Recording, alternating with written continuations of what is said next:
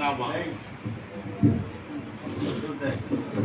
Extra করে আমাদের কোনো এমনি নামাজ নেই। আমরা মনে করি মুর্শিদকে স্মরণ করা, মুর্শিদকে পাওয়া, এটাই আমার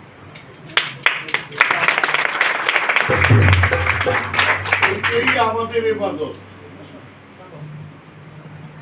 যারা গুরু ভক্তের বিষয় তাদের এইটাই, এরা আমাদের কাছে এইটাই ইবাদত। অনেক ইবাদত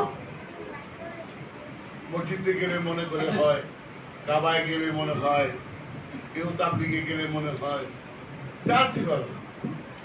তো আমাদের ইবাদতটাই হইল মুর্শিদকে স্মরণ।